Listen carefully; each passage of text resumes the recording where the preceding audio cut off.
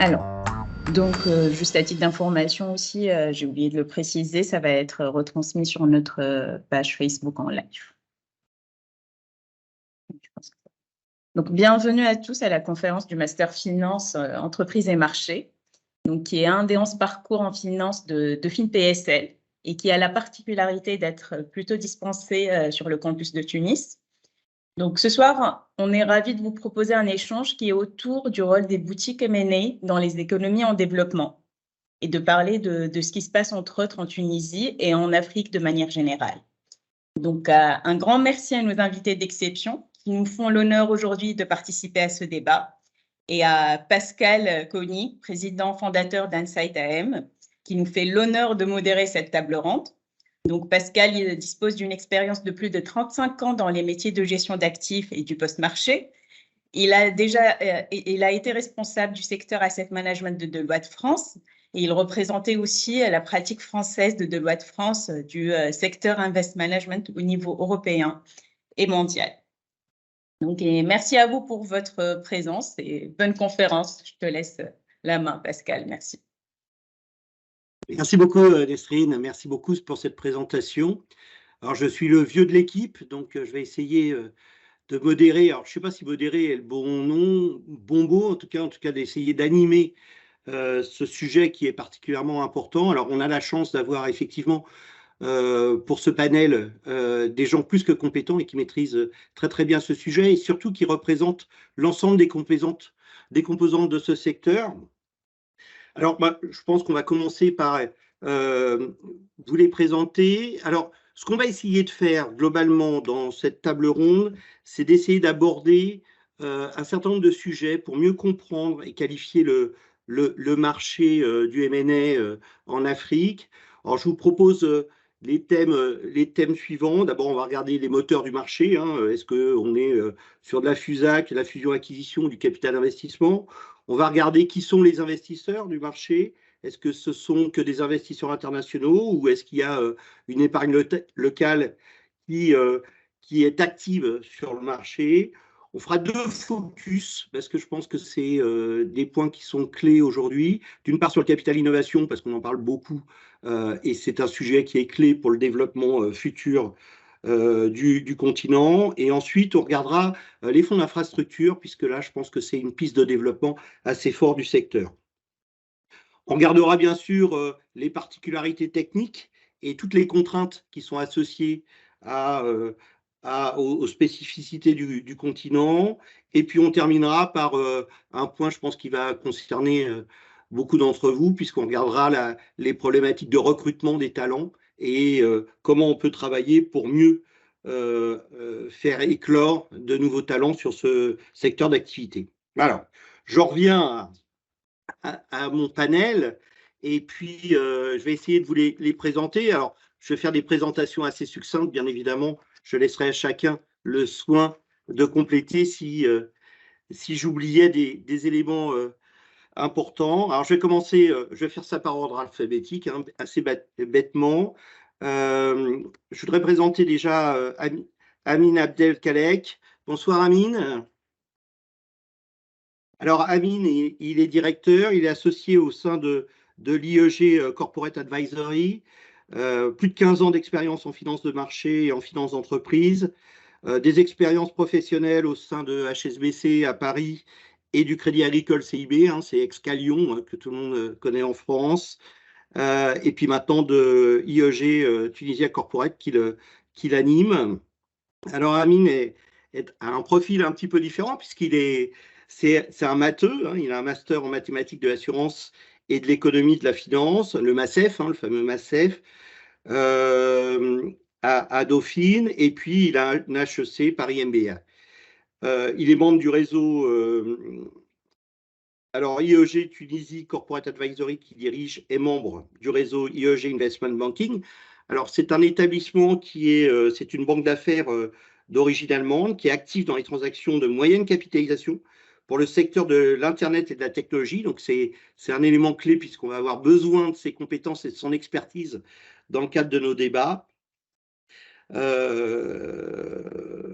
Voilà, très rapidement pour Amine. Peut-être, Amine, tu voulais rajouter quelque chose concernant, j'ai peut-être oublié des points importants. Vous avez tout mentionné. Peut-être que je dirais que je suis l'un des associés ici en Tunisie. Et puis, juste pour justement par rapport à la formation, à la base, je suis ingénieur, non seulement matheux, mais ingénieur en Ah plus. oui, ingénieur. Voilà, c'était juste par rapport Comme mon à cela. épouse. Mais Comme vous mon m'avez épouse. très bien présenté, merci. Alors, nous avons aussi la chance, ça c'est une vraie chance d'avoir Eddy Ben Nasser avec nous ce soir. Bonsoir Eddy. Bonsoir, bonsoir Pascal, bonsoir tout le monde. Alors, Eddy est directeur général d'Attijari Finance Corp. Bon, tout le monde connaît Attijari Wafa Bank, hein, donc qui est donc Attijari Finance Corp est la banque d'affaires du groupe. C'est le premier groupe bancaire en Afrique, ex-Af-Sud. Hein, c'est basé et la partie finance est basée à Casablanca, à Tunis, à Abidjan, Douala aussi, hein, Eddy, je crois. Ouais, et Dubaï. Et Dubaï. Bon. Donc, une forte présence sur le continent. Il est diplômé de l'ESCP. Et puis, avant d'intégrer Attijari Wafa Bank, il y a plus de 15 ans maintenant. Donc, c'est un fidèle du groupe. Il a accumulé des expériences à l'international auprès des établissements comme la BNP ou HSBC, hein, donc BNP à Paris et HSBC à l'international. Alors, quelques mots sur Attijari Finance Corp. Donc, il y a une quarantaine de collaborateurs, à peu près, peut-être plus maintenant, puisque j'ai peut-être des stats un peu vieillissantes. Ils sont spécialisés en conseil en fusion et acquisition, en structuration financière, en privatisation. Hein, ça, c'est un plus pour notre panel, et en opération sur les marchés primaires, que ce soit d'actions ou d'obligations. Donc là, on a une vision complète. Et effectivement, Attijari Finance Corp est capable d'accompagner ses clients dans toutes leurs types d'opérations sur la structuration et le financement. Eddy, j'ai été à peu près complet? Parfait, excellent. Merci beaucoup, Pascal. Merci, Eddy. Alors là, je suis obligé de vous parler de quelqu'un que j'ai eu l'occasion peut-être de croiser, puisque nous avons la chance d'avoir Damien avec nous ce soir. Donc, Damien Jacquard, donc, qui est Business Leader Financial Advisory pour l'Afrique francophone. Alors, c'est Deloitte, donc vous avez toujours des mots, des titres très complexes, mais c'est un peu comme ça pour une firme qui a plus de 330 000 collaborateurs dans le monde. Et encore, je ne sais pas, tous les jours, ça augmente. Donc, là, aujourd'hui, c'est à peu près ça. Donc, vous connaissez tous Deloitte, hein, qui est un des Big Four. Alors, moi, à mon époque, on disait que c'était le plus grand cabinet au monde. Donc, je pense qu'on va rester plus modeste en disant que c'est l'un des gros cabinets et des grosses firmes pluridisciplinaires sur des activités qui comptent à la fois le conseil, l'audit, le tax et bien sûr le financial advisory. Alors, Damien, il est, comme je le disais, Business Leader Financial Advisory pour l'Afrique francophone, mais il est aussi en charge de tout ce qui est secteur de l'industrie minière pour l'Afrique francophone.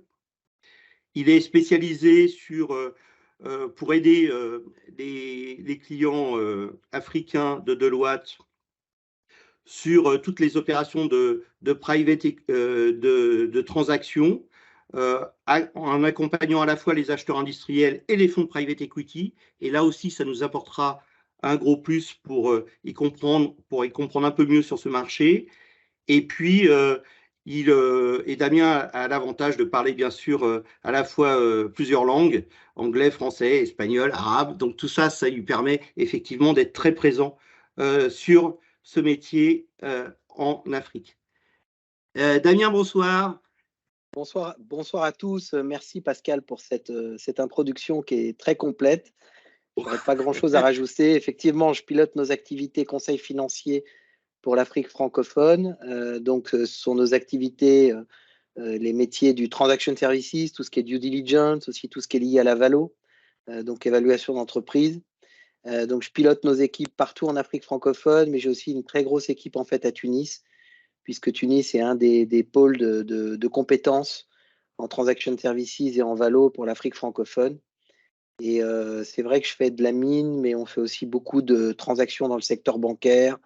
En ce moment, il y a beaucoup de transactions au niveau du secteur de la logistique, des ports, des zones logistiques, et puis sur tous les business plus classiques, santé, éducation, consumer goods.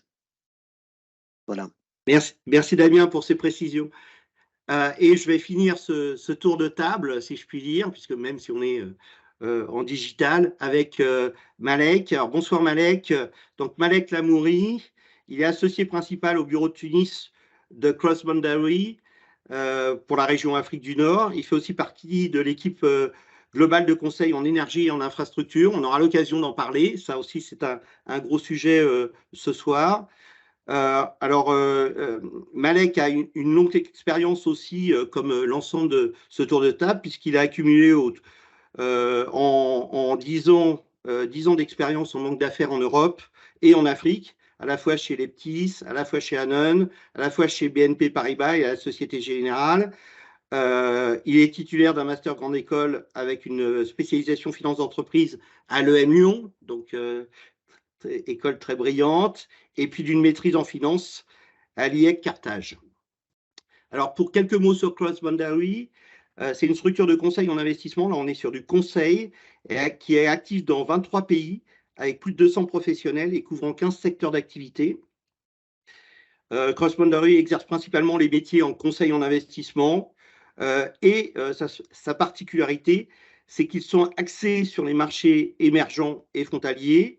Et ils ont pour mission de débloquer les capitaux pour une croissance durable et des rendements élevés sur les marchés mal desservis. Malek, bonsoir. Est-ce que j'ai tout dit? Bonsoir Pascal, bonsoir tout le monde. Oui, merci beaucoup Pascal. J'aimerais juste rajouter que je suis un membre de la famille Dauphine et j'enseigne le cours Banque d'investissement et de financement du Master de finance à Tunis Dauphine. Pardon Malek pour cet oubli. Merci en tout cas de cette précision. Pas de souci. Avant d'entrer dans le vif de débat, j'aurais aimé vous donner quelques chiffres, puisque c'est toujours bien de fixer un petit peu les esprits sur, avec une vision un peu quantitative. Alors, j'ai trouvé quelques chiffres. Alors, j'ai des chiffres qui sont de 2021. Pourquoi j'ai pris 2021? Parce que c'était une grande année, c'était un grand cru, on va dire, en matière de M&A en Afrique, mais partout d'ailleurs en Europe, c'était le cas aussi. La valeur des M&A en Afrique en 2021 est estimée à près de 60 milliards, sachant qu'en 2020, on était de l'ordre de 10 milliards, donc vous voyez une progression assez forte. Mais par contre, elle s'est faite sur un nombre d'opérations beaucoup plus réduit, puisque sur 2021, on était à peu près sur 175 opérations contre 320 l'année précédente. Donc, vous voyez que c'était des opérations beaucoup plus concentrées. Pour comparer tout ça, on peut donner les chiffres au niveau mondial. Au niveau mondial, il y a 60 000 opérations à peu près pour 5 000 milliards. Hein, ça, c'est les sources d'un cabinet concurrent de Deloitte, donc que je ne citerai pas pour leur faire de la mauvaise, pour pas leur faire de la pub. On peut parler aussi de capital investissement, puisque c'est un sujet qui est clé aujourd'hui. Alors, les levées de fonds pour toujours 2021 se levaient à 5 milliards pour 604 entreprises. C'est des montants qui sont quand même assez sympathiques. Ça montre bien le dynamisme du marché aujourd'hui. Ce qu'il faut voir aussi, c'est que ce marché aujourd'hui, ces levées de fonds, elles sont faites à 75% par des investisseurs internationaux. Et puis, c'est le secteur financier qui est le plus actif puisqu'il représente à peu près 32% du volume. Et en termes de région, c'est l'Afrique de l'Ouest qui attire aujourd'hui la large part des volumes des opérations en capital risque, avec 33% du volume. Alors ça, ce sont des chiffres de l'African Private Equity and Venture Capital Association. J'ai un petit point à vous donner si vous voulez en savoir plus, notamment pour les étudiants.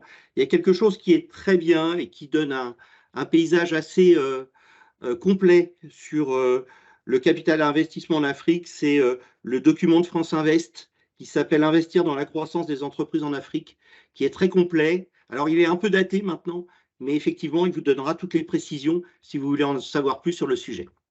Voilà pour ces quelques chiffres, pour cette petite introduction, et puis je vous propose de rentrer dans le vif du sujet, et puis je vais demander à nos intervenants de nous décrire en 1 minute chacun leur périmètre d'activité et leur zone d'influence. On peut peut-être commencer par Malek, et puis ensuite, je vous laisserai y aller tranquillement. 1 minute, hein, rapide. D'accord.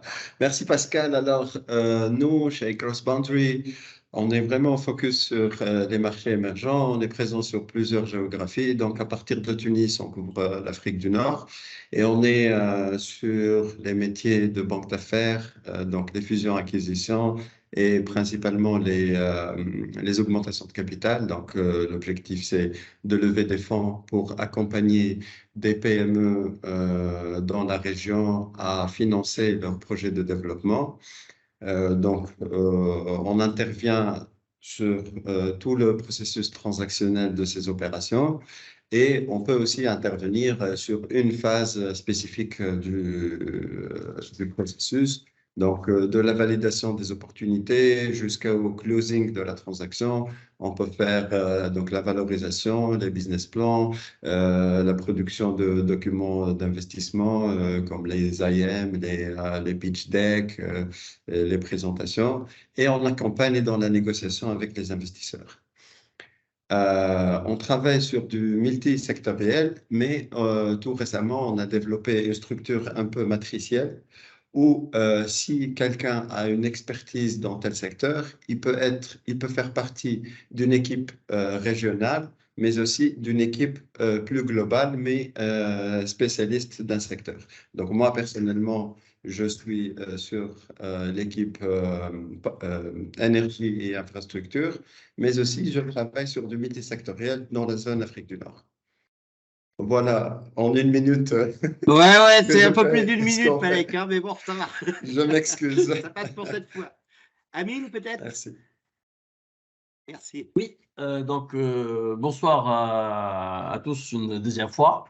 Donc très rapidement, ce que nous faisons à IEG, donc nous sommes on fait du conseil financier, donc ce qu'on appelle du M&A. Moi, je suis plus partisan de la suppression du M et du parler du A en Tunisie, parce qu'on est plus dans un marché où il y a des acquisitions et des cessions, plus que, de mon point de vue, des fusions au sens organique. Maintenant, dans notre activité, nous sommes à peu près à 40% sur les restructurations financières, surtout en ces temps difficiles. Donc, je parle en termes de nombre de deals. 30% sur des levées de fonds et 30% sur des transactions qui sont essentiellement de l'accompagnement pour les sessions. Maintenant, en termes de secteur d'activité, nous sommes à 80% dans des activités classiques, c'est-à-dire industrie, services, etc. Et 20% de par notre ADN, sur la partie tech, c'est-à-dire start-up ou entreprise dans les nouvelles technologies qui peuvent ne pas être des start-up. Enfin, et je pense avoir respecté la minute, Pascal, en termes de localisation, nous sommes à 90% sur le marché local et à 10% sur des opérations cross-border, essentiellement sur les deals digitaux. Voilà rapidement ce que nous faisons, et puis nous aurons par la suite l'occasion de développer un peu plus les spécificités des métiers, et puis également pour la partie levée de fonds essentiellement. Merci, Amine. Eddy? Oui, bonjour tout le monde. Donc en fait, nous, à Tijari Finance, on est de par l'ADN de notre groupe, en fait, on est une banque, une institution financière africaine et qui est vraiment destinée et tournée vers le continent africain pour accompagner le continent africain, enfin les économies africaines de manière extrêmement générale. Ça va via la banque commerciale qui est présente, comme vous dites, dans une vingtaine de pays avec une très forte présence dans des pays d'Afrique francophone, et récemment via l'Égypte avec l'acquisition de la Barclays en Égypte. où c'est un premier pied qu'on a mis dans la partie anglophone du continent. Et on continue à regarder des opportunités dans d'autres pays, dans cette partie du continent. Nous, en fait, à Tijari Finance, on s'inscrit parfaitement dans cette même logique-là, dans le sens où on fait du conseil financier de manière très, très, très globale. Alors, on se fait du conseil soit pour les opérateurs privés, pour accompagner des acteurs marocains à investir en Tunisie, tunisiens à investir en Afrique. La vérité, toutes les combinaisons sont possibles. On a accompagné également des groupes tuniso-marocains pour aller investir sur l'Afrique subsaharienne. Bref, c'est vraiment notre principal focus. On accompagne aussi les États africains de manière générale, soit via les privatisations, comme ce qu'on a fait au Maroc quand la vague des privatisations au début des années 2000 a été lancée, comme ce qu'on a fait en Tunisie depuis 2011 avec la vague de privatisation. On a énormément accompagné l'État tunisien dans ce process-là, ou encore une fois via des projets d'infrastructure. Où là, en fait, on en a fait pas mal au Maroc, sur le port de Casablanca, le port de Tanger, sur des autoroutes, sur des aéroports, etc. Malheureusement, en Tunisie, on n'a pas l'occasion d'en faire parce que il y a un petit, on va dire, il y a un petit retard sur le lancement de grands projets, mais on est très proche des donneurs d'ordre dans le sens où on essaie de mettre un tout petit peu, en fait, mettre à la disposition des autorités tunisiennes un tout petit peu un retour sur notre savoir-faire sur ce type de métier, ou encore sur les pays africains de manière générale. Bon, il y a pas mal de deals qui sont confidentiels, mais les deals qui ne le sont pas, on est phase de levée. En Côte d'Ivoire, par exemple, on accompagne l'État ivoirien dans la baie de Cocody, qui est quasiment une nouvelle capitale qui va être faite, encore sur un programme d'autoroute. Donc, bref, pour ne pas trop dépasser la minute, comme Pascal me regarde. Donc, en fait, en gros, nous, on fait du conseil financier, mais on fait vraiment du conseil financier. On essaie de faire du conseil financier par des équipes multidisciplinaires, mais on est totalement tourné vers le continent africain. Pardon, Merci, Pascal, pour ce léger déplacement. Damien, tu clôt cette présentation? Oui, alors nous, on est en termes de métiers, nos métiers core business, c'est tout ce qu'on appelle donc le transaction services, donc qui peut prendre d'autres termes, mais c'est les audits d'acquisition ou les due deals. Le vrai terme aujourd'hui, c'est les due deals, donc les due deals à l'achat, les due deals à la vente. Donc, on est particulièrement, notre core business, c'est le TS, avec ces due deals. On fait énormément aussi de travaux de valo et de modélisation. Donc, on va dire qu'on fait 40% de TS, 30% de valo et de modélisation.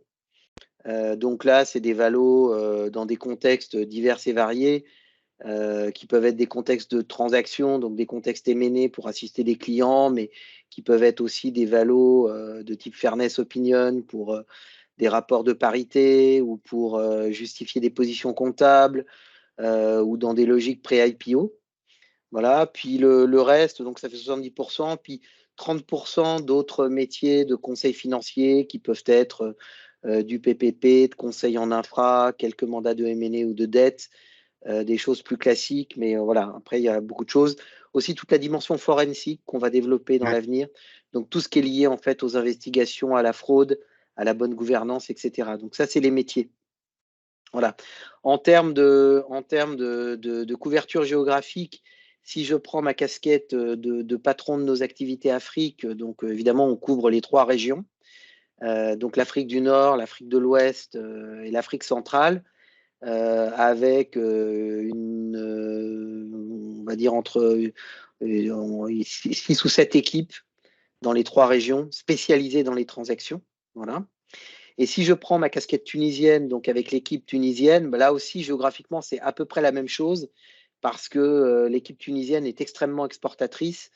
On travaille bien entendu sur le marché tunisien, mais on travaille quand même énormément en Afrique francophone, énormément en Afrique francophone, donc sur les 3 régions. Et on va dire aujourd'hui, parce que c'est la dynamique transactionnelle qui le veut, hein, c'est l'actualité, et tu le soulignais dans tes slides, Pascal, on travaille énormément en Afrique de l'Ouest en ce moment, depuis Tunis, Ouais. Voilà, sur des deals qui peuvent tenir alors autour des ports, des zones logistiques, du consumer goods, du secteur de la santé au sens large, que ce soit l'industrie pharma ou que ce soit les cliniques.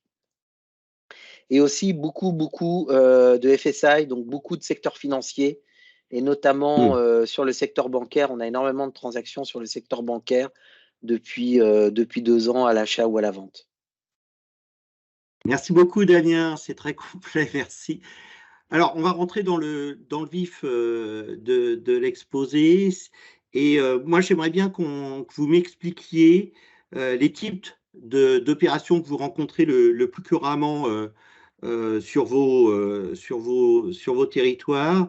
Notamment, j'aimerais comprendre si vous allez avoir plutôt des opérations visant les croissances externes ou qui sont faites par des PME, ETI régionales, ou des opérations de financement par des gros investisseurs, qui soient nationaux ou internationaux. Eddy, c'est pour toi, peut-être? Oui, très bien. Donc, en fait, c'est un tout petit peu de tout et c'est lié un tout petit peu à la taille du marché. C'est-à-dire, en fait, si je fais un petit benchmark, enfin, un petit comparatif avec ce que j'ai eu l'occasion de voir sur d'autres marchés un petit peu plus développés, que ce soit à Paris ou à Londres, etc. En fait, les marchés sont beaucoup plus structurés ailleurs. C'est-à-dire, dans n'importe quelle banque d'affaires européenne, il y a forcément les gens, enfin, il y a une grande, enfin, les gens séparent généralement le mid-cap, le small cap et le big cap. En Tunisie, c'est pas le cas. Et d'une manière générale, sur notre continent, c'est pas forcément le cas. C'est-à-dire, en Tunisie, on traite vraiment de tout et c'est lié même à la physionomie des opérateurs économiques. Généralement, en Tunisie, il y a de grands groupes qui sont hyper diversifiés, qui ont été créés, allez, on va dire dans les années 50, 60, 70. C'est des gens qui ont vraiment travaillé extrêmement dur, qui ont eu des idées de génie à l'époque, qui ont su développer des groupes hyper diversifiés. Donc ça, on va dire, c'est ce qu'on appelle chez nous les jeux, donc les grandes entreprises. Ça, quand même, c'est la part la plus importante du business, sachant que c'est généralement les deals où les montants en jeu sont relativement conséquents.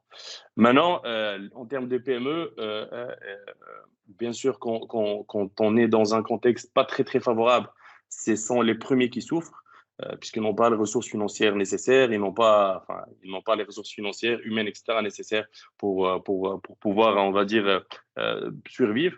Donc, sur des PME, la problématique est beaucoup plus une problématique de restructuration. Généralement, c'est des sociétés qui se trouvent être relativement endettées, ou parfois, c'est des business de recherche de partenaires financiers.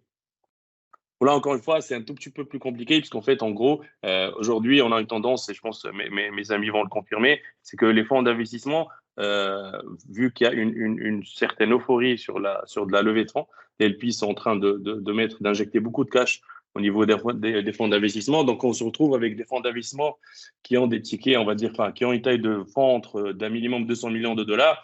Et donc, par la force des choses, ils ne regarderont pas des deals à moins d'une vingtaine de millions de dollars. 20 à 15 millions de dollars. Donc voilà, c'est un tout petit peu de tout. Nous aussi, là où on essaie de se battre aussi et de créer des deals, c'est encore une fois d'essayer d'accompagner des acteurs tunisiens. Ces mêmes groupes qui ont été fondés dans les années 70, qui ont eu un savoir-faire industriel qui est juste exceptionnel.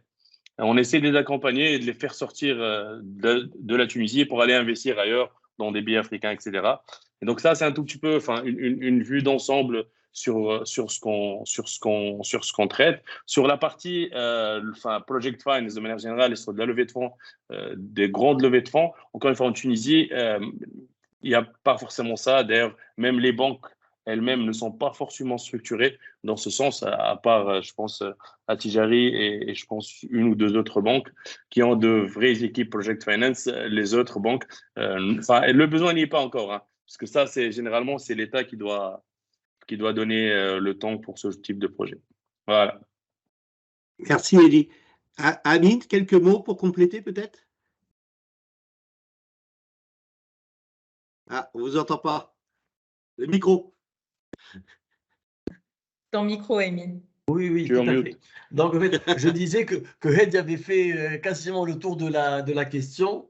Au fait, ce que j'ajouterais peut-être, c'est que ce que nous observons sur le marché tunisien, c'est que les acquisitions peuvent être des acquisitions stratégiques, c'est-à-dire euh, euh, pour mieux m'exprimer, disons.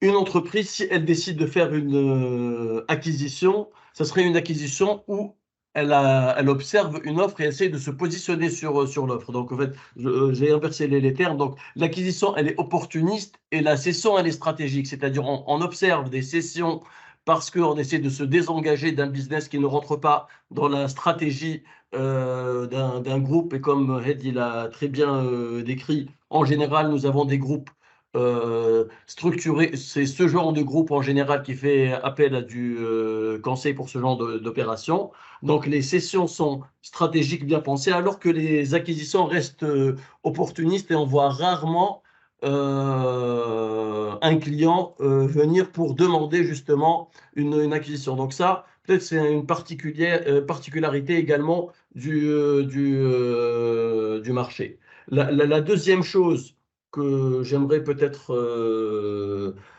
ajouter, c'est que pendant ces dernières années, notamment en Tunisie, le désengagement de l'État des entreprises confisquées a pas mal dynamisé le secteur du M&A et a fait que cette activité ait pu être mieux structurée. Je ne dirais pas qu'elle est structurée aujourd'hui, mais disons que cette phase de désengagement de l'État des entreprises confisquées, c'est-à-dire la privatisation, a permis pas mal a permis l'émergence et même le positionnement de plusieurs acteurs dans le secteur qui se consolident avec le temps. Voilà en gros pour décrire rapidement la structure du marché en termes de fusion, acquisition et capital investissement. Merci beaucoup, Amine. Je voudrais qu'on aborde le point sur les investisseurs. Alors j'aimerais le structurer en trois parties, qu'on parle des fonds internationaux, puisqu'on a vu tout à l'heure dans les chiffres que ça représentait une part assez considérable, et notamment les fonds de donation qui sont dans ces fonds internationaux. Je voudrais aussi à l'intérieur de ces fonds, qu'on voit le rapport entre ces fonds internationaux et les historiques, si je puis dire, la BAD notamment, hein, qui a toujours été là comme un levier assez puissant dans la région. Et puis, je voudrais qu'on parle des fonds, d'autres fonds internationaux qu'on a l'habitude de voir en Europe et de savoir quel rôle ils ont, les Blackstone, les KKR, etc. Et pour commencer, peut-être que Malek, tu peux lancer ce point. Oui, merci Pascal et merci pour la question. Comme l'a très bien mentionné Hedi, donc les fonds internationaux, ils ont des participations de LP à des tailles assez considérables pour la taille du marché africain et se retrouvent aujourd'hui avec des fonds avec des commitments qui sont assez larges par rapport aux opportunités. Et de facto, ils vont augmenter leurs tickets d'investissement, qui sont généralement supérieurs à 20 millions de dollars aujourd'hui, et se retrouvent dans une petite niche d'opportunités. Donc là, on parle d'acteurs qui sont présents, ok, d'accord, mais ils vont pas servir le besoin du marché. Ils vont servir, voilà, les opportunités à taille plutôt considérable sur le continent.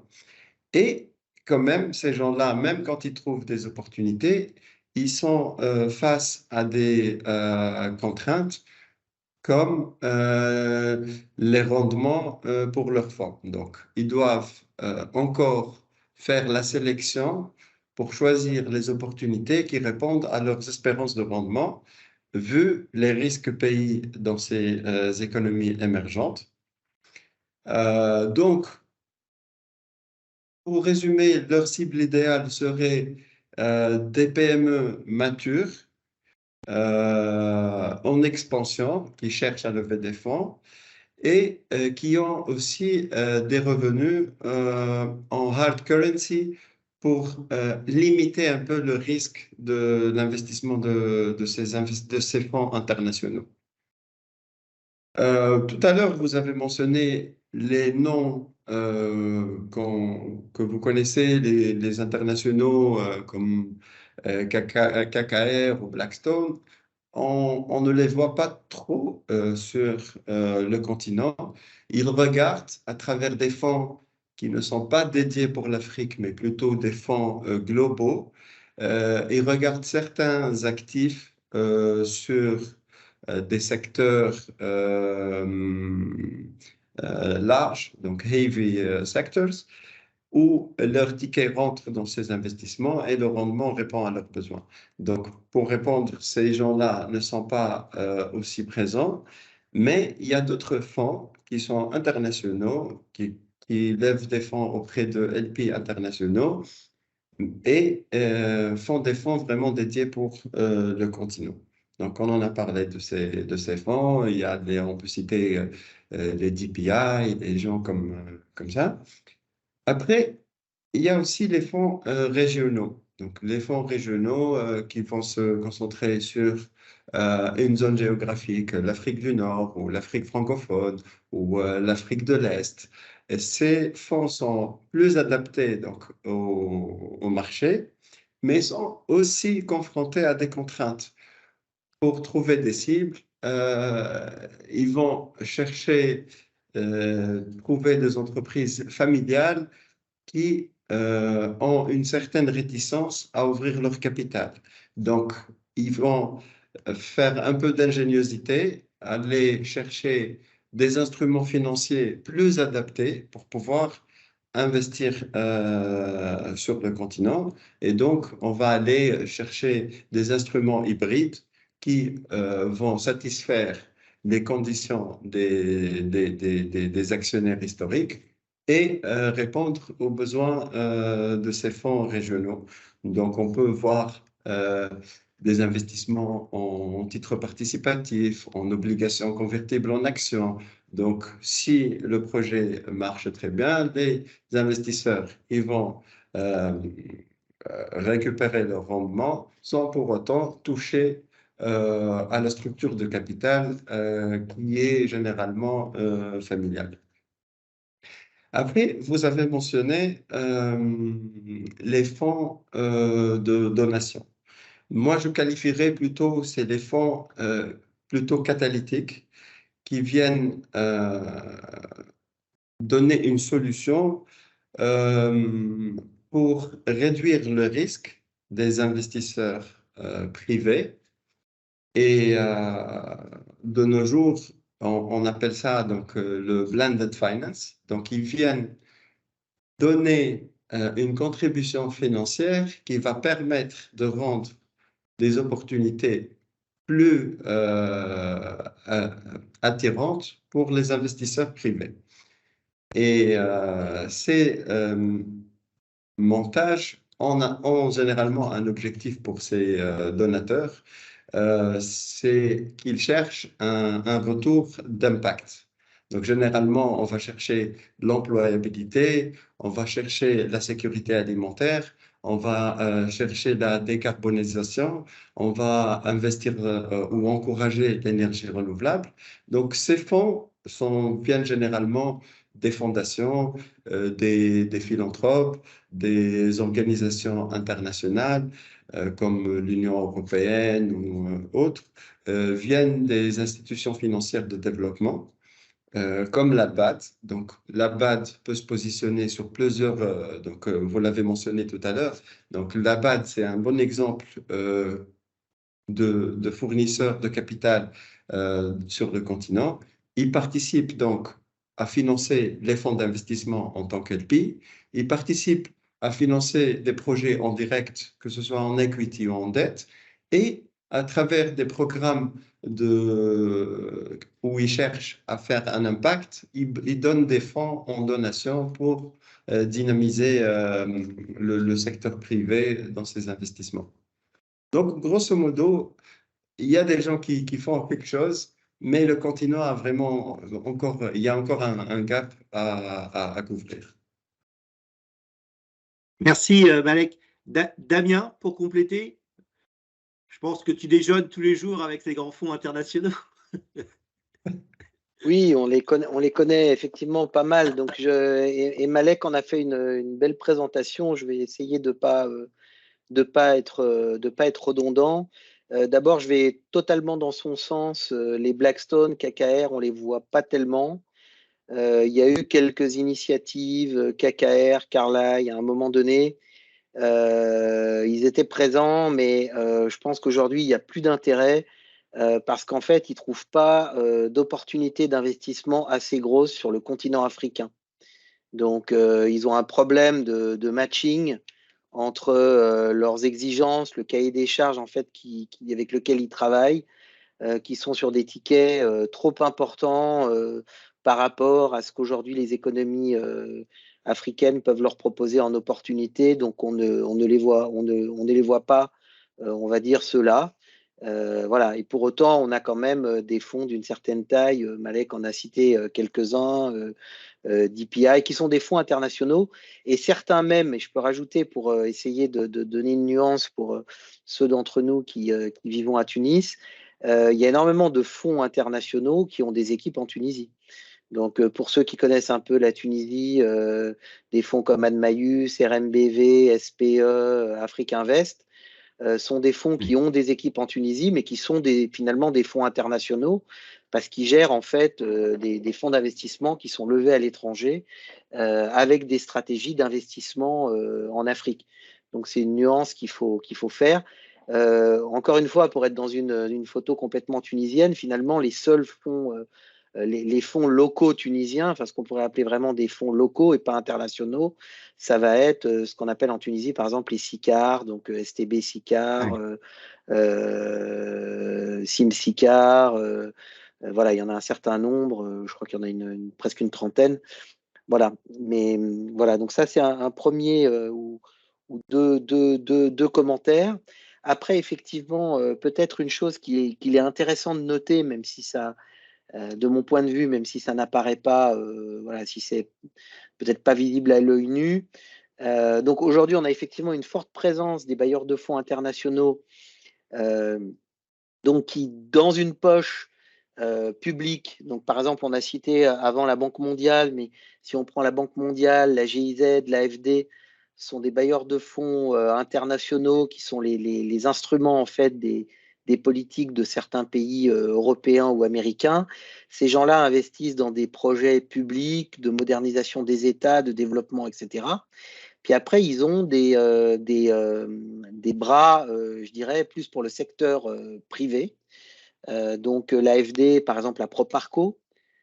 Proparco, donc c'est le bras secteur privé de l'AFD qui, elle, investit dans le secteur privé, fait de l'investissement au sens où on l'entend pendant ce call.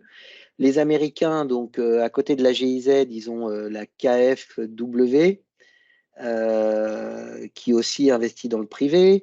La Banque mondiale, elle a la SFI, qui, elle, fait aussi dans l'investissement privé. Donc ça, c'est la poche privée. Voilà. Et cette poche privée, puisqu'on citait la BAD, c'était une de tes questions, Pascal, ils investissent soit en direct dans des grands projets, donc ils peuvent le faire, soit dans des grands projets d'infrastructure. Ils sont très orientés en fait sur l'infrastructure, donc des grands projets d'infrastructure qui contribuent au développement. Donc ça va être des ponts, un pont à Abidjan, comme il dit, on a cité un tout à l'heure, etc. Et puis ils investissent aussi dans ce qu'on appelle en limited partners, ce sont aussi les limited partners des fonds de private equity internationaux que je citais un peu en avant. Donc, et là, ils n'ont pas un rôle direct, ils ont un rôle indirect. Ils confient leur argent à des équipes de private equity pour le gérer en fait sur des opportunités, je dirais, plus classiques de consumer goods, de santé, d'éducation, etc. Voilà. Donc c'est un peu comme ça. Et si je pouvais donner deux éléments peut-être de flavor un peu de ce secteur, Le premier élément, et ça rejoint un peu ce que disait Eddy tout à l'heure, c'est qu'il y a plutôt beaucoup d'argent à dépenser en fait sur des projets en Afrique. Et il y a de l'argent en fait, hein. Il y a vraiment des poches d'investissement. Et aujourd'hui, ce qui peut manquer, c'est plutôt suffisamment de beaux projets avec des belles perspectives de développement et une gouvernance d'entreprise assez bien structurée. Donc, on est plutôt dans une orientation où il y a plutôt plus d'argent que de projets. Donc ça, c'est le premier élément. Et le deuxième élément, c'est qu'aujourd'hui, il manque un peu d'investissement privé au sens large, c'est-à-dire qu'aujourd'hui, on est sur des fonds de private equity qui, justement, sont abondamment dotés par ces bailleurs de fonds internationaux, je dirais publics, hein, de l'argent public. Et il faut que se développe un peu plus l'investissement privé, on va dire, donc soit des grandes familles, soit des compagnies d'assurance africaines, etc. Donc c'est quelque chose qui commence à exister. Par exemple, il y a la Caisse de sécurité sociale ivoirienne qui met d'argent un peu partout dans les fonds, mais c'est encore pas suffisant et on pourrait souhaiter qu'il y ait beaucoup plus d'investissements privés africains, parce que ça voudrait dire aussi que les investisseurs africains investissent en Afrique. Merci Damien. Eddy, je ne sais pas s'il y a quelque chose à rajouter sur ces explications très, très, très claires. Oui, en fait, c'est ça. Je vais vraiment compléter ce qu'a dit Damien. C'est qu'en fait, en gros, et je suis entièrement d'accord avec lui dans le sens où il faut aussi que en termes d'investissement, il faut aussi que les investisseurs financiers africains investissent dans leur pays. Et c'est un tout petit peu dans ce sens-là que nous, le groupe Attijari Wafa Bank, en fait, on a lancé en 2007. On a lancé en 2007 un certain nombre de fonds d'investissement. À l'époque, on a lancé des fonds qui étaient en co-gestion avec de gros players de l'époque, donc des fonds d'infra, des fonds agroalimentaires, etc. On a un tout petit peu appris le métier. Depuis, on a Tijel Invest, qui est en fait le bras d'investissement du groupe, qui investit au Maroc, mais sur d'autres géographies, là où le groupe est présent de manière générale sur d'autres pays africains. Et là, depuis quelques temps, donc il y a pas mal d'initiatives de fonds, de création de fonds d'investissement qui vont être leadés par le groupe Attijari Wafa Bank, qui vont être destinés principalement à servir le continent africain. Parce qu'encore une fois, je pense, je rejoins mes amis sur ce qu'ils disent, c'est qu'on est vraiment dans une phase aujourd'hui où il y a énormément de cash qui est destiné au marché africain, parce qu'on ne le veuille pas, si on regarde sur les 20-30 prochaines années, si jamais il y aurait de la croissance, on va dire considérable, ce serait forcément dans le continent africain sur les 20-30 prochaines années. Donc il y a énormément de cash. Maintenant, aujourd'hui, les fonds font face à une rareté de gros deals et de deals structurés. De gros deals et de deals structurés. Sur la partie structurée, je pense que c'est un tout petit peu notre métier à nous tous, qui sommes aujourd'hui autour de cette table, c'est qu'on essaie de, autant que faire se peut, de rentrer, d'aller en fait, d'aller un tout petit peu rentrer, avoir des mandats de conseil avec les sociétés qui ont une certaine taille pour lever des fonds, pour essayer de structurer un tout petit peu le process. Parce que sur ce métier, il y a beaucoup de chiffres et des gens qui ne sont pas forcément financiers et qui n'ont pas forcément fait de finance d'entreprise peuvent interpréter d'une manière pas forcément qui n'est pas forcément la bonne certains chiffres, certaines transactions. On peut comparer deux transactions parce qu'elles sont dans le même secteur et dans la même économie alors que ce n'est pas du tout le même contexte. Et ça complique un tout petit peu les choses. C'est-à-dire que les attentes des sociétés-là, il y a en plus, généralement, c'est des fondateurs qui ont 20, 30 ans, qui ont créé la boîte from scratch. Donc, il y a une partie qu'aucun business plan, aucun DCF ne peut sortir, une partie, on va dire, émotionnelle qu'aucun BP ne peut sortir. Donc, nous, je pense, autour de cette table, notre métier, c'est qu'on s'approche de ces sponsors-là, de ces targets-là. On essaie de les driver petit à petit à faire un business plan, on va dire, qui peut se défendre, à avoir un niveau de valorisation qui n'est pas forcément ne pas trop tirer sur la valorisation aujourd'hui, parce que l'idée, quand on fait rentrer un fonds, c'est de créer de la valeur ensemble. On ne gagne pas lorsque le fonds rentre, on gagne lorsque le fonds rentre, déploie sa stratégie, aide la boîte à se développer et après, il y aurait la sortie. Donc ça, et je pense que les fonds aussi, eux, de leur côté, ils sont beaucoup plus maintenant, et Damien a cité de très bels exemples, les fonds de manière générale, à part ceux qui sont présents en Tunisie, ils ont compris depuis quelque temps, mais même les grands fonds, ils sont conscients que pour servir le continent africain, il vaut mieux avoir des équipes africaines. Parce que, qu'on ne le veuille pas, c'est pas du tout péjoratif ce que je vais dire, hein, mais en fait, qu'on ne le veuille pas, quand on est à Londres ou à Paris, on peut avoir une très bonne connaissance des marchés africains, de leur réalité, de leurs contraintes, de leur culture, mais c'est pas, enfin, ça sera jamais pareil que d'avoir des équipes tunisiennes, marocaines, ivoiriennes, bref, des équipes africaines qui sont beaucoup plus proches de ces targets-là, qui sont beaucoup plus proches de ces marchés, qui sont beaucoup plus proches, pardon, qui ont une très bonne lecture de ce qui se passe et de ce qui va se passer. Donc, en gros, c'est un tout petit peu ça le point. Merci, Eddie. Je voudrais qu'on commence nos premiers focus, et notamment sur la partie capital innovation. Alors, je voudrais savoir, et notamment, je pense que Amine va être le plus à même de répondre à cette question sur les startups. Est-ce qu'on assiste à un développement, comme on le voit un petit peu en Europe et notamment en France, des startups, ou est-ce qu'en Afrique, ça reste encore un phénomène marginal? Amine, votre position sur ce sujet et votre vision? Oui. C'est une très bonne question, justement. Merci. Non, parce que c'est une vraie problématique, la question des startups en Tunisie. Et je vais essayer d'expliquer pourquoi je pense cela. Aujourd'hui, à peu près en Tunisie, on doit avoir entre 2000 et 2500 startups. 800 d'entre elles sont labellisées, c'est-à-dire qu'elles ont le label Startup au sens du Startup Act qui a été voté en 2019, si mes souvenirs sont bons, et qui donne droit aux fondateurs d'avoir certains privilèges pour quitter son emploi et aller tenter l'expérience, et qui donne des avantages fiscaux aux investisseurs et à l'entreprise. Sauf que, donc aujourd'hui, sur ces 2000-2500 startups, les 3/4 ont moins de 3 années.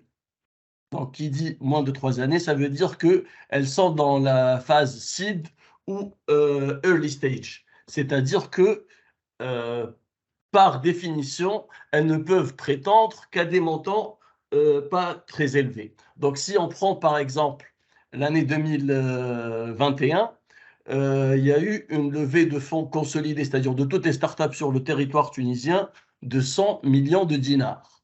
Mais ces 100 millions de dinars ont été réalisés sur 129 opérations, ce qui fait une moyenne par opération de 800 000 dinars par opération. Donc, si on divise par le taux de change, juste pour avoir un ordre de grandeur sur l'euro, on est à 250 à peu près 1000 euros de transaction moyenne. Bien sûr, il y a les extrêmes, mais on est à une moyenne de 250 000 euros par transaction, ce qui est très, très bas.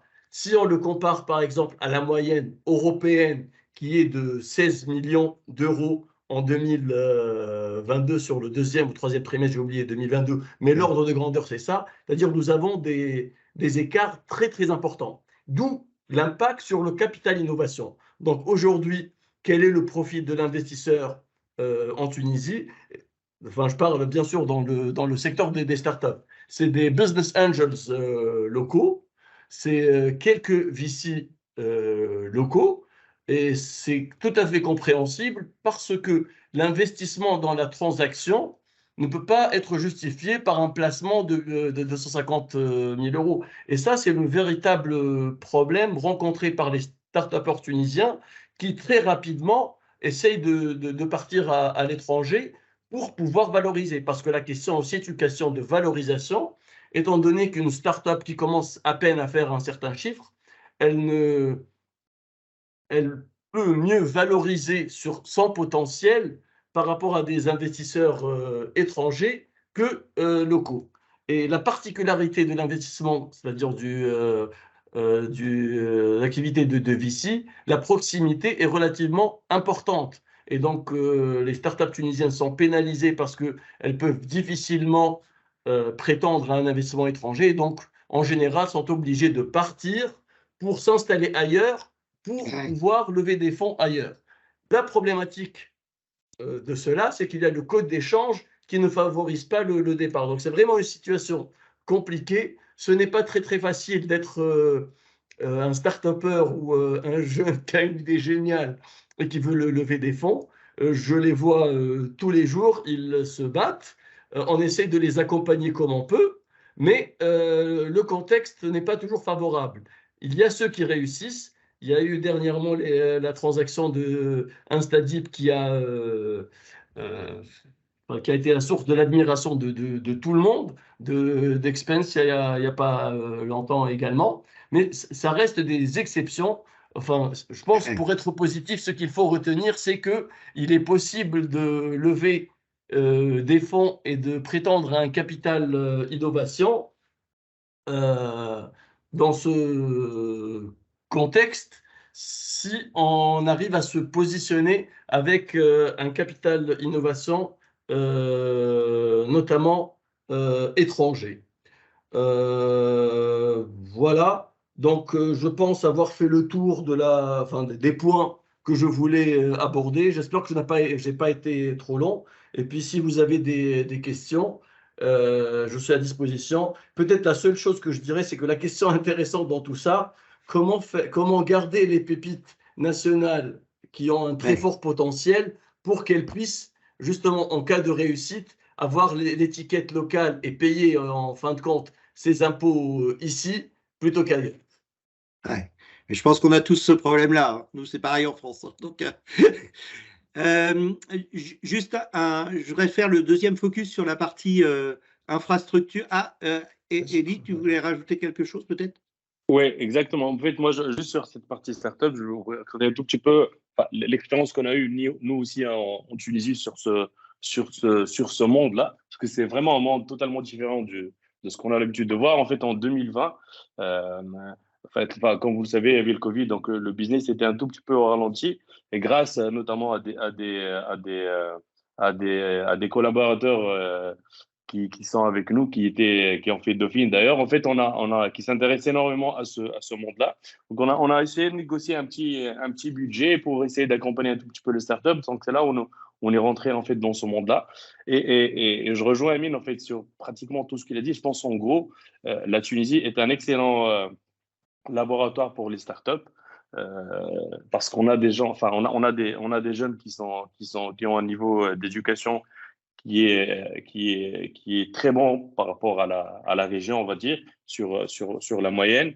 On a aussi des consumers qui sont assez exigeants, qui sont assez open-mind, donc ils benchmark. Donc, pour lancer une idée et que la sauce prenne en Tunisie, c'est pas du tout évident.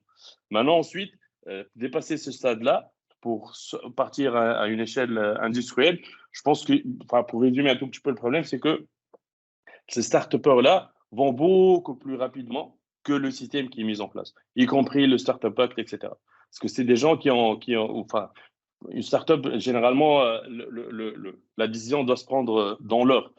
Sauf que malheureusement, nous, comme ce qu'a dit Amine, le code d'échange, bref, un milliard de soucis ou de points administratifs qui poussent malheureusement ces jeunes-là. Et j'en ai vu plusieurs ici à Tunis et je les vois surtout en Égypte. Il y a pas mal de jeunes Tunisiens très, très talentueux qui partent en Égypte. Donc, je pense qu'à un certain moment, nous, je pense à notre niveau en tant que conseil, on peut essayer de structurer la chose, mais le problème est un tout petit peu plus profond. On a un trésor qui est aujourd'hui en Tunisie, qui sont ces jeunes-là, start-upers, qui sont bourrés d'idées et de courage et qui ne se laissent pas décourager très rapidement. Sauf que d'une manière générale, il faut vraiment les accompagner pour, comme a dit Amine, les garder en Tunisie, qu'ils aillent se développer ailleurs. C'est une très bonne chose qu'ils s'exportent ailleurs, mais qu'ils gardent quand même leur base en Tunisie, parce que, qu'on le veuille ou pas, l'économie tunisienne, malgré les quelques petits soucis qui existent aujourd'hui, on reste toujours une économie qui bénéficie en fait d'un niveau d'éducation qui est extrêmement important, extrêmement important pour le développement de ces boîtes-là. Merci, Eddy. On va aborder le sujet de l'infra, il faut qu'on regarde le temps avec attention, puisqu'on est en train de prendre un peu de largesse avec le temps qui nous est imparti. Malek, on va essayer de parler un peu d'infra, parce que je pense que c'est un élément clé quand même du continent, que ce soit en matière d'équipement, mais aussi en matière d'énergie. Je voudrais savoir si aujourd'hui, on est sur des vents porteurs ou plutôt sur des vents arrière en matière d'infra. Qu'est-ce que vous pouvez nous dire sur ce sujet-là? Et puis, je pense que Damien et Eddy pourront compléter ce sujet. Merci Pascal. J'ai une réponse un peu biaisée. Il y a le vent porteur parce que comparé à d'autres secteurs, c'est un secteur qui intéresse les investisseurs internationaux, les institutions financières de développement, les développeurs aussi. Et donc, aujourd'hui, il y a un retard au niveau de l'infrastructure sur le continent. Et selon un rapport de la Banque mondiale, je crois qu'il a été fait en 2018 ou 2019, qui estime le besoin de l'Afrique subsaharienne de 93 milliards de dollars par an d'investissement en infrastructure. Et ce montant ne pourrait jamais être financé par les gouvernements.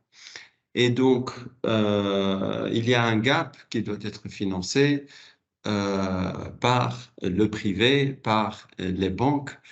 Et pour donc la solution pour pouvoir rattraper ce retard sur l'infrastructure, c'est les contrats de partenariat public-privé, donc les PPP. Donc, c'est des contrats qui vont lier la partie publique et la partie privée pour le développement de l'infrastructure. Donc, généralement, c'est des contrats de concession. Il y a différents types de contrats. Selon ces contrats, ils sont fixés selon une allocation de risque. Donc, tout dépend du souhait des autorités pour l'allocation des risques du projet.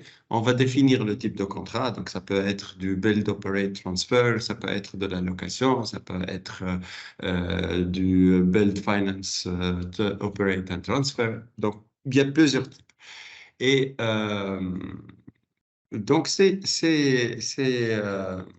ces projets d'infrastructure sont généralement attractifs pour les développeurs qui vont apporter leur expertise, mais qui n'ont pas forcément les moyens pour financer ces projets. Et la solution, c'est le project finance. Donc,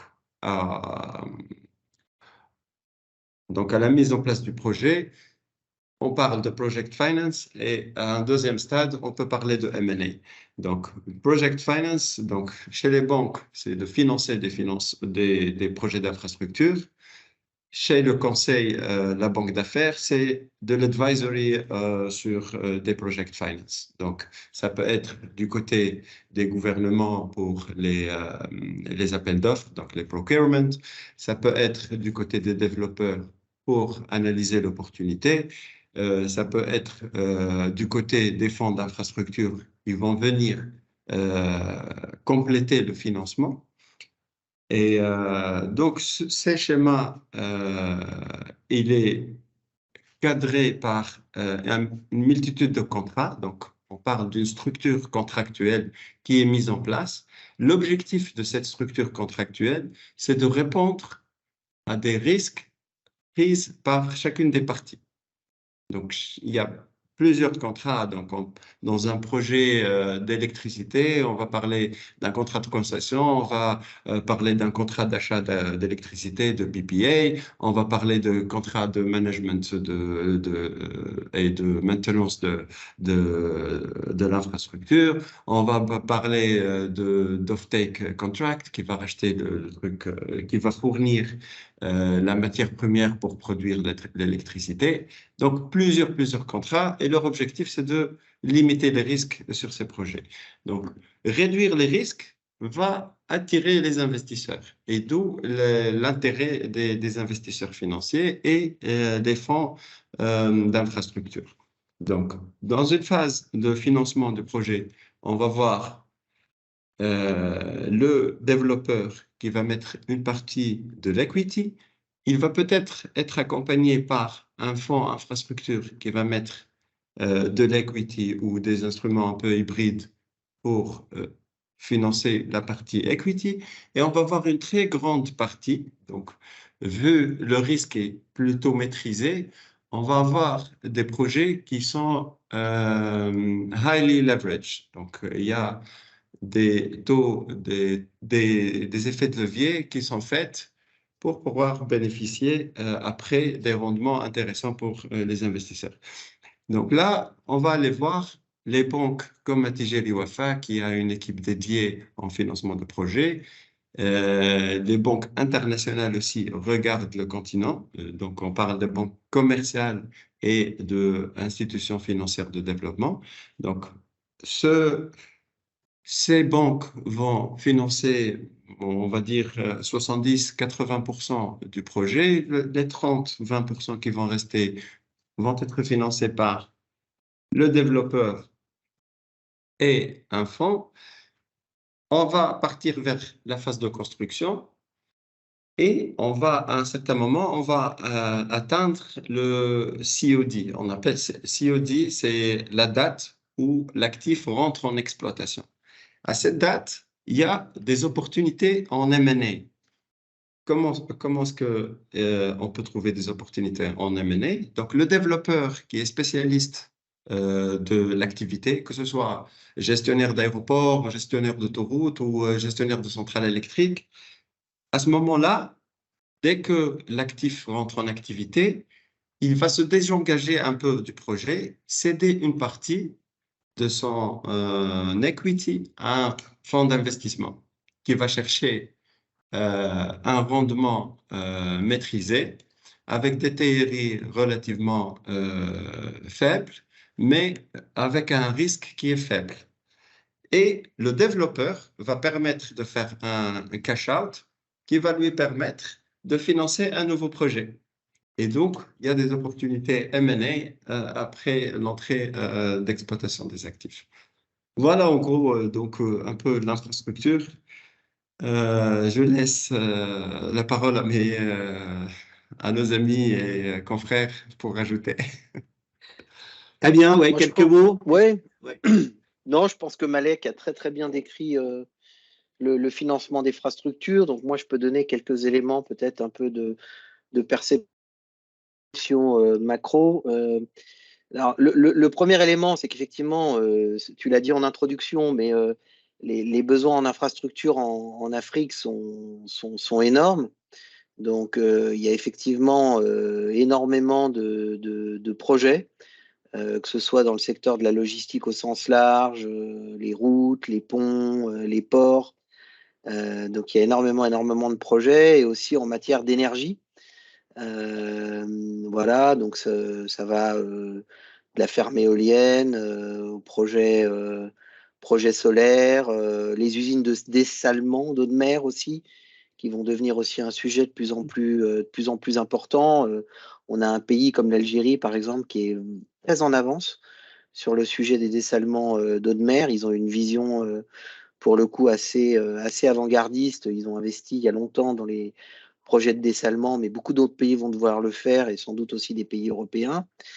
Donc, il y a énormément de projets. Moi, je donnerais la première chose, c'est que je pense que on va pouvoir aussi observer une forme de séparation un peu de la nature des investisseurs parce que Aujourd'hui, on a les investisseurs en fait européens les investisseurs, on va dire western, le monde de l'Ouest, on va dire, avec les Américains, les Européens, mais peut-être encore plus les Européens. Ils ont de plus en plus de contraintes RSE, et notamment avec aujourd'hui vraiment des contraintes autour de la responsabilité environnementale, peut-être encore plus que les Américains. Donc, avec des guidances qui sont de plus en plus strictes en matière d'investissement. Et donc, ils vont se détourner, ils vont s'orienter vers un certain nombre de projets dits green, enfin, avec énormément de contraintes environnementales. Et donc, il n'y a pas que ça en Afrique. Il n'y a pas que ça, parce que si on se met du point de vue du président du Sénégal, aujourd'hui, il y a beaucoup d'énergies fossiles qui ont été trouvées au Sénégal. Et sa priorité à lui, elle sera peut-être plus de développer son pays avec les énergies fossiles qui aujourd'hui sont la pleine actualité du Sénégal, et un peu moins de faire du green finance. Donc, voilà. Et donc le monde va se séparer un peu en deux entre les Européens qui vont investir dans du green finance et ça va s'accentuer en fait dans les années qui viennent, et peut-être les acteurs plus côté Middle East et côté Asie qui eux seront disposés à investir dans d'autres types d'activités. Donc ça, c'est le premier élément un peu macro que je souligne, parce que je pense que le monde va s'accentuer là-dessus, et que ça va être de plus en plus prégnant en fait dans notre quotidien en Afrique, où on verra vraiment ces deux catégories d'investisseurs qui investiront dans des choses très très différentes.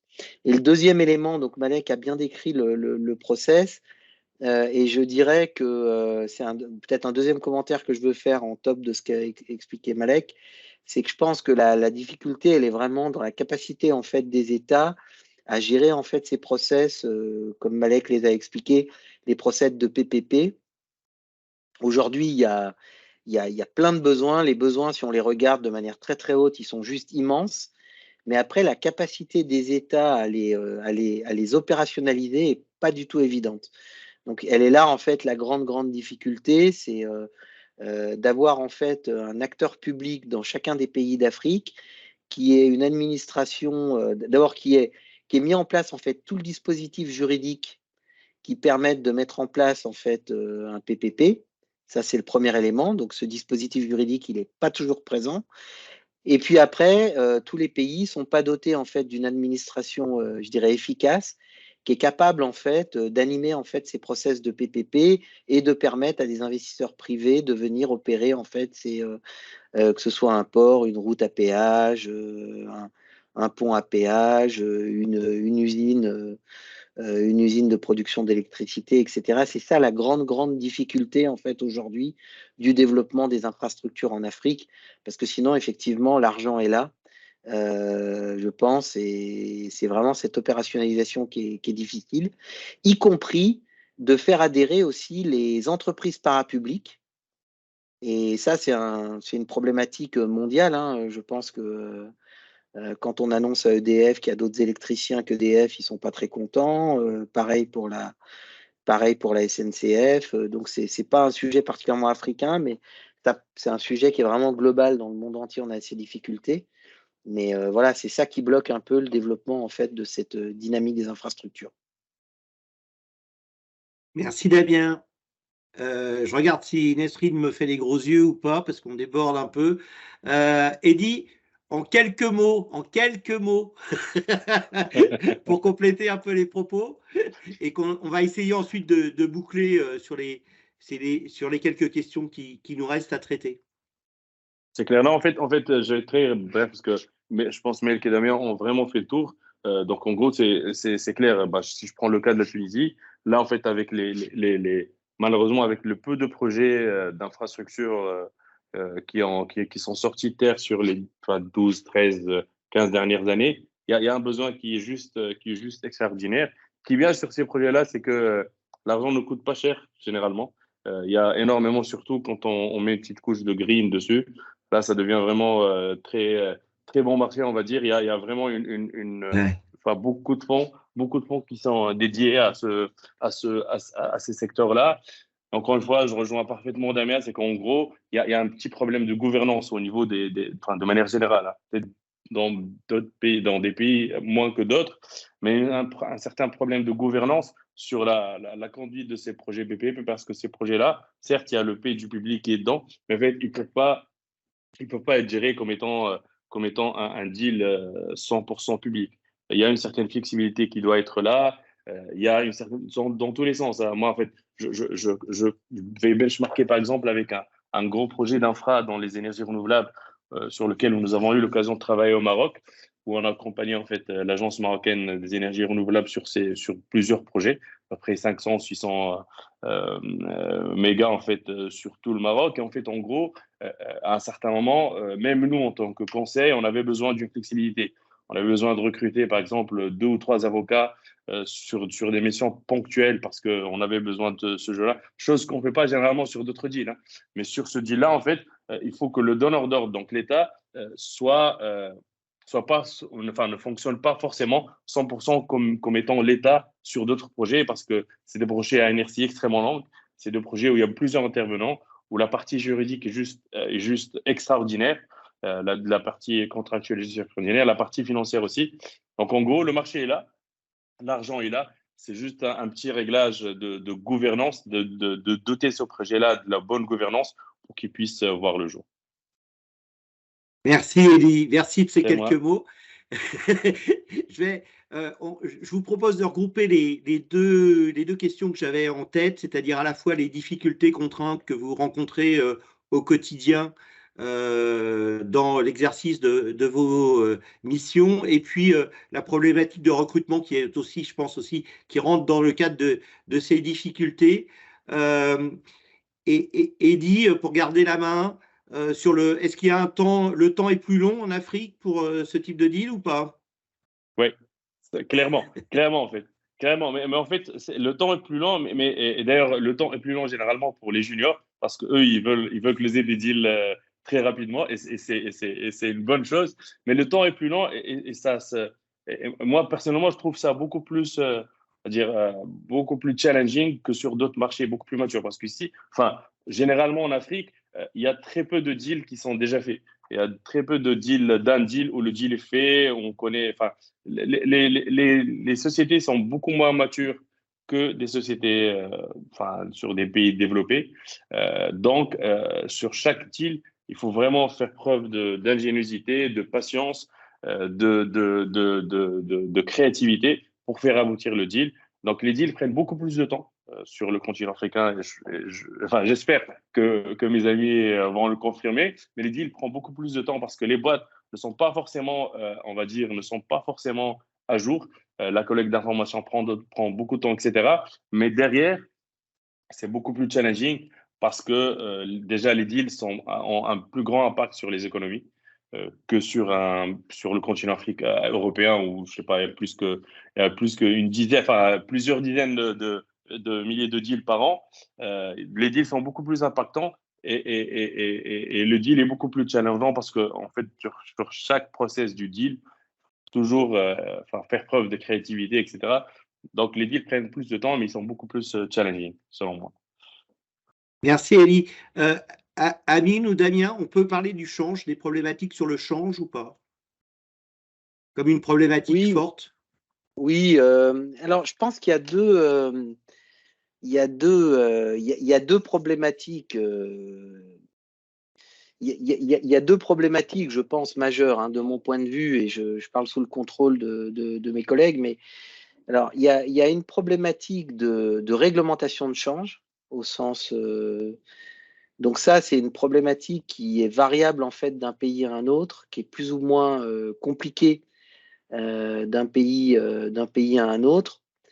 Et qui peut éventuellement, et qui effectivement est une contrainte majeure en fait pour un investisseur étranger, parce que un investisseur, il a une logique comme n'importe quel investisseur, celle que vous apprenez dans les cours à Dauphine. Voilà, il investit, mais il veut un payback, et donc alors, il veut un payback, donc ça pose la question de ressortir effectivement les dividendes de futurs liés à son investissement initial. Et puis, ça peut même être, sans même être dans une notion de payback et de ROI, voilà, être payé d'un certain nombre de prestations qui ne sont pas disponibles en local et qui doivent faire venir en fait de l'étranger parce que le bien ou les services ne sont pas disponibles localement.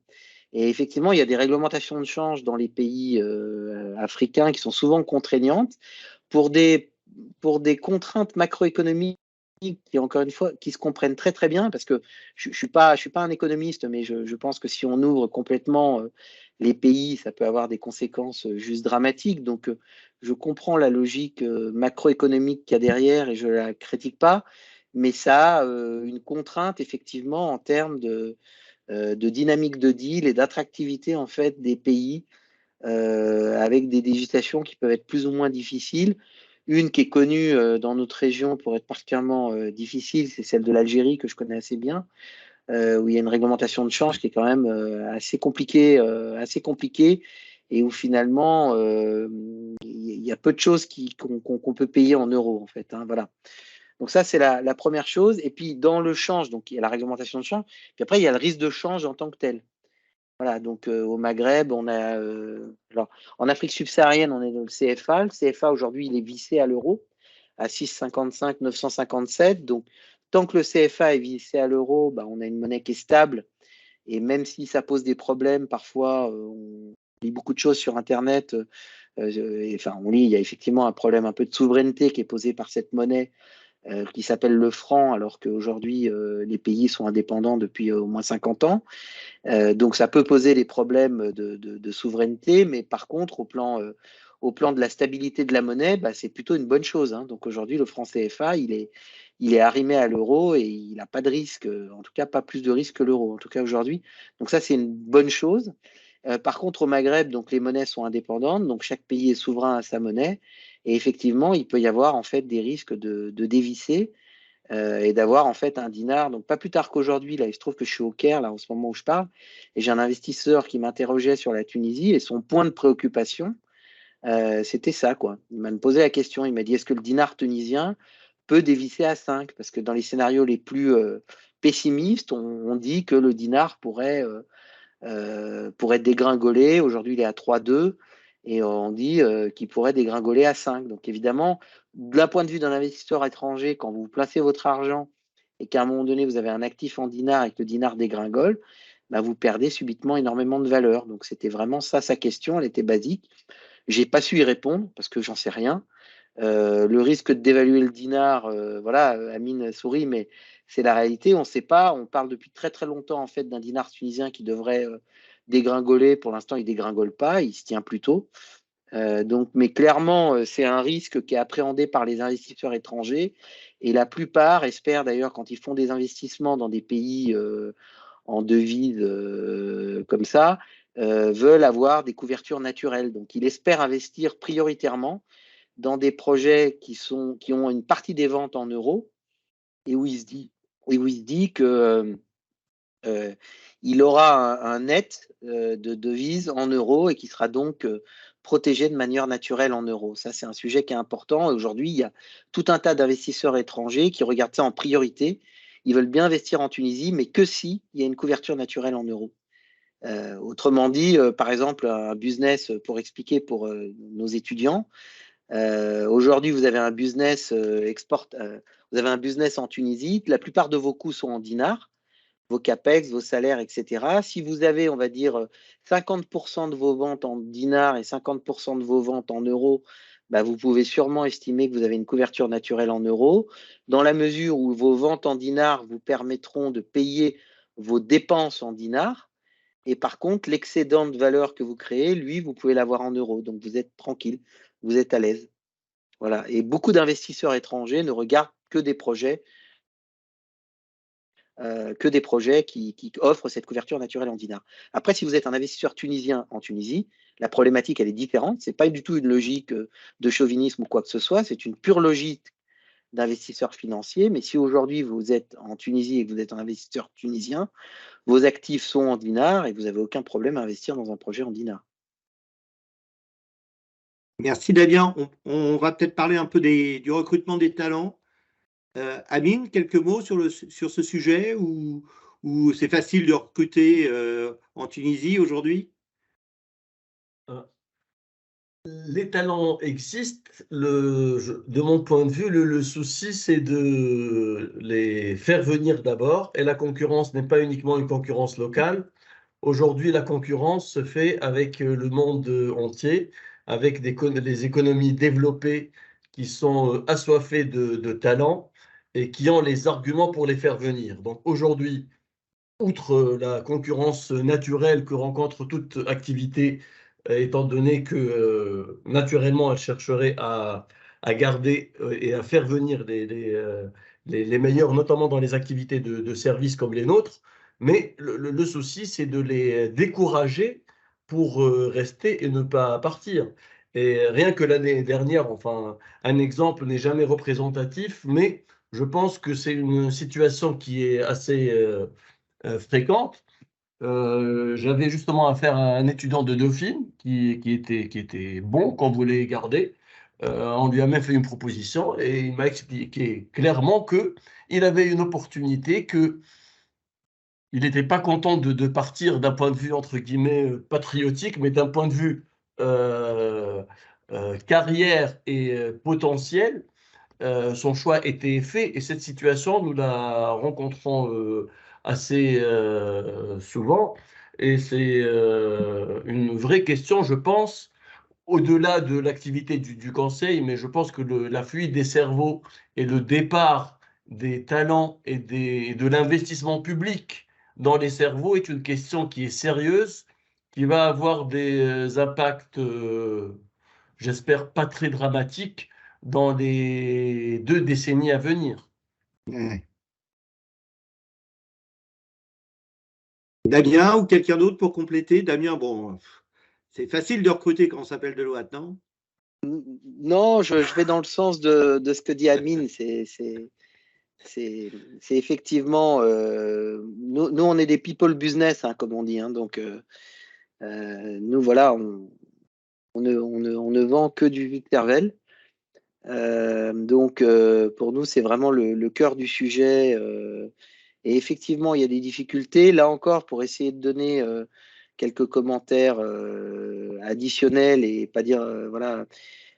Bon, la première chose, c'est globalement, si on regarde une photo africaine, la Tunisie est quand même, fait quand même partie des pays qui sont connus comme étant les mieux dotés, je dirais, en matière de compétences. Donc aujourd'hui, je crois que c'est encore plus compliqué de recruter en Afrique subsaharienne.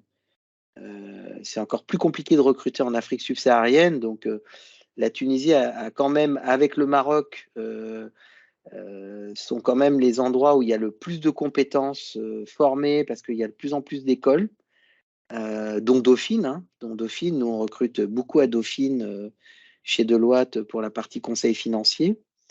Donc Dauphine est vraiment un des bons exemples. Donc même si c'est compliqué, c'est sûrement moins compliqué que dans beaucoup de pays africains. Il y a aussi une photo globale. Alors j'ai un peu de mal à l'expliquer. Là encore, c'est un boulot d'économiste et je ne suis pas économiste, mais il y a des problématiques de recrutement de diplômés, je dirais cadres supérieurs dans tous les pays. Donc ça, c'est une bonne nouvelle pour les jeunes diplômés, mais j'avoue avoir un peu de mal à en comprendre la logique, mais en tout cas, tout le monde cherche des jeunes diplômés. Voilà, avec des photos qui varient. Hein. Il y a des cycles qui durent 6 mois. Il y avait un appel d'air phénoménal du côté du Canada jusqu'à il y a 3-4 mois. Aujourd'hui, le Canada est subitement retombé un peu en récession. Donc, il y a moins d'appels d'air, mais ça repartira. Donc, il y a une photo globale qui est complète. Et donc, voilà, dans cette photo que je viens de citer, effectivement, on est tous très demandeurs de talent et on est tous en réflexion sur un dispositif, je dirais RH, avec des salaires, mais pas que, des conditions de travail qui soient attractives en fait pour les jeunes diplômés et pour les professionnels. Voilà, et on espère effectivement tous faire preuve d'innovation. On a parlé d'innovation tout à l'heure, mais aussi en matière RH, il faut faire preuve d'innovation pour attirer les talents. Donc on espère qu'on saura le faire. Voilà. Merci Damien. Nesrine, est-ce qu'on a des questions ou on boucle? Alors, je ne sais pas s'il y a des questions au niveau de l'auditoire. Vous pouvez soit les écrire au niveau de la conversation ou encore lever la main pour avoir la parole. Regarde. Bon, sinon, moi, j'en pose une vite fait. Oui, vas-y. On n'a pas parlé des niveaux de valo. Damien, par rapport à ce que tu connais ou ce que tu as connu ou dit sur le sujet, qu'est-ce qu'on peut en dire de ces niveaux de valo?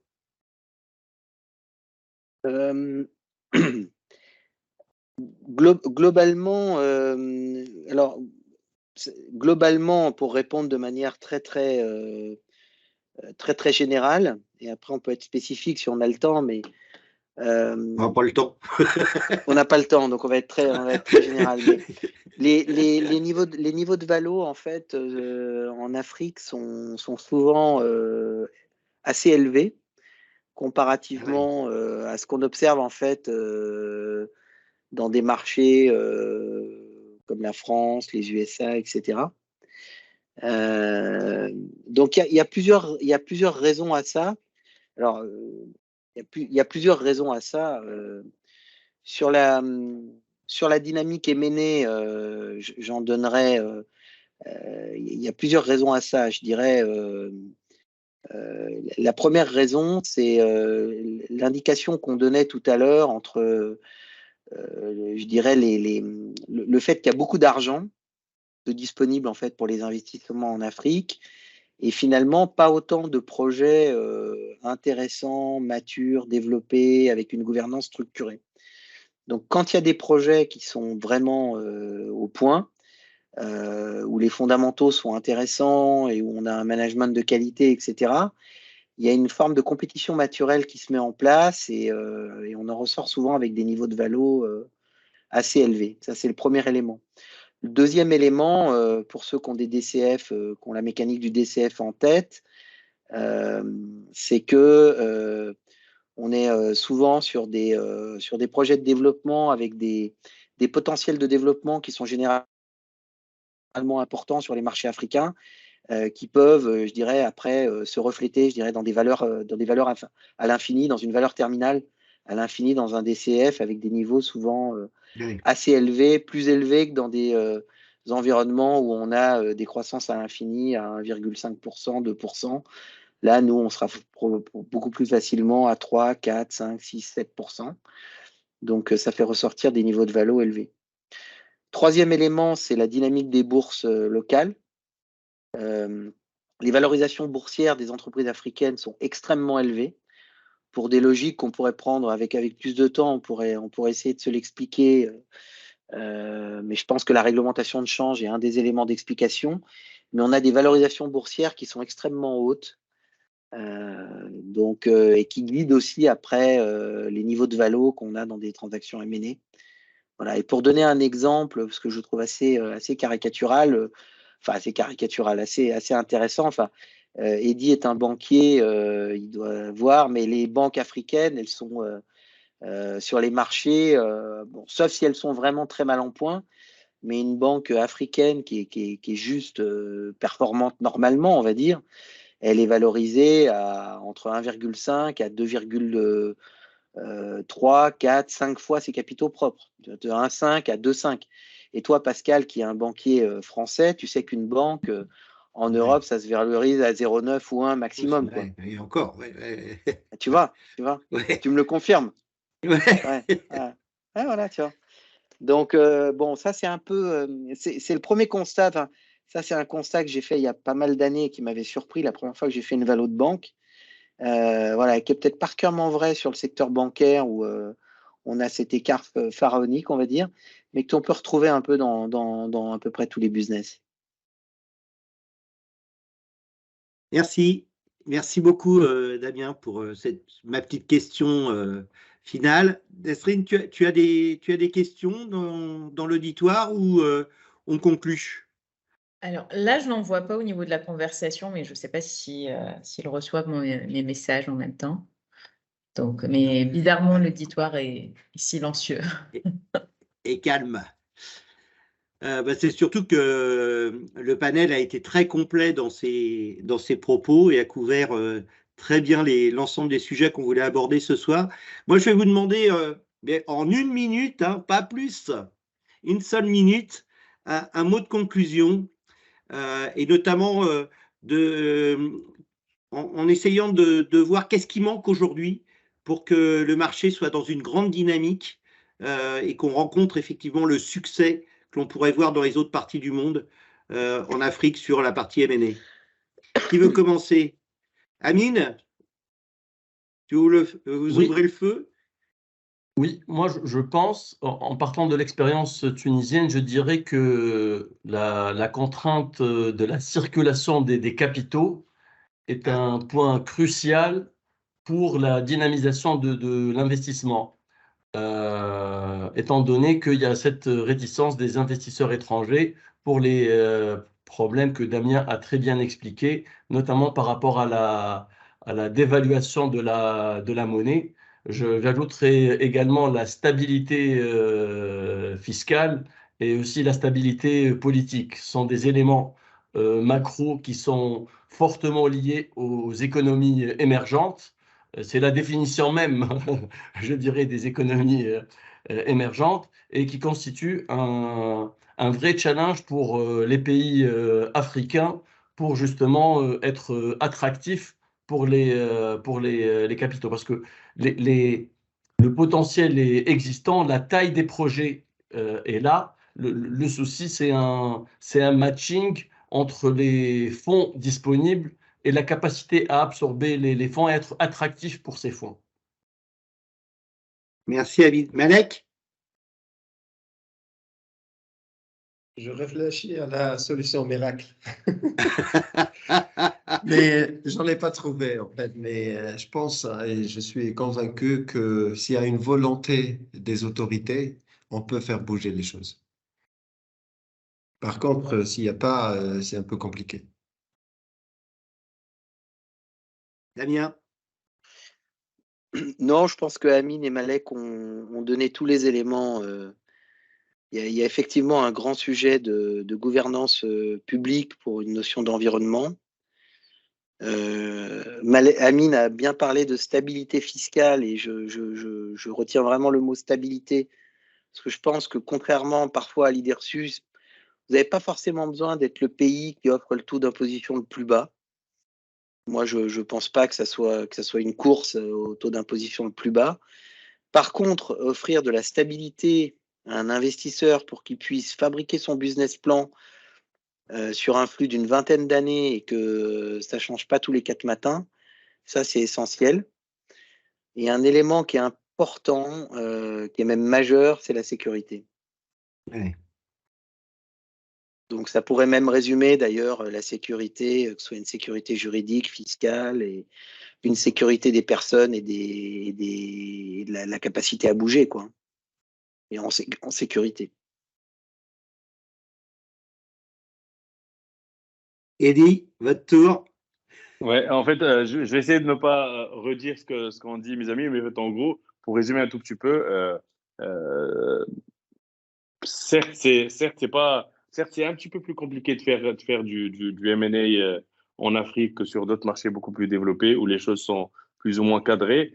Mais encore une fois, que ce soit, enfin, pour nous qui sommes un tout petit peu des professionnels du métier, pour les étudiants qui sont en train de les écouter, qui je pense, s'intéressent un tout petit peu à ce métier-là, c'est très passionnant dans le sens où certes, il y a beaucoup de contraintes, les deals ne sont pas straightforward, alors là, du tout. Aucun deal n'est straightforward, mais encore une fois, l'avantage de bosser, faire du M&A dans les géographies là où nous sommes présents, c'est qu'on est vraiment, enfin, en tout cas, on sent qu'on est des acteurs qui contribuent autant que faire se peut à ce que les économies bougent, à ce que les réglementations bougent. Je pense que tous mes amis ont participé à un nombre incalculable de séminaires, que ce soit avec la Banque centrale, avec d'autres régulateurs, que ce soit en Tunisie ou sur d'autres pays. Notre rôle à nous, je pense, c'est d'encourager déjà ces jeunes-là à faire le métier qu'ils aiment dans leur pays. C'est extrêmement important. Et notre rôle aussi, c'est d'essayer de s'accrocher, d'essayer de faire aboutir des deals, de créer des champions régionaux, voire même au niveau du continent. Parce que qu'on ne le veuille pas, sur les 20-30 prochaines années, je pense clairement, s'il y aura de la croissance, elle sera sûrement sur notre continent. Voilà. Merci beaucoup, Eddy. Merci. Nesrine, je suis désolé de ne pas avoir su faire respecter le temps, donc je peux être flagellé jusqu'au 100 pour ça. Non, il me reste aussi tu n'as toujours pas de questions, Nesrine, hein, donc non. Je ne les vois pas de mon côté, en tout cas. Bon, c'est que tout le monde a été très clair. Il me reste à remercier aussi Amine, Malek, Damien, Eddy pour leur expertise et leur rapport pour cette conférence. Et puis, bonne soirée, bon apéro. Hein, merci beaucoup. Merci. Merci bonne soirée à Pascal. Merci Pascal. Merci tout le monde. Merci Damien, Amine. Au revoir. Merci Nesrine Au revoir, pour l'invitation. Merci. Au revoir Serge. Merci Pascal. Bye bye. Merci. Merci. Serge. Au revoir, merci beaucoup. Ciao.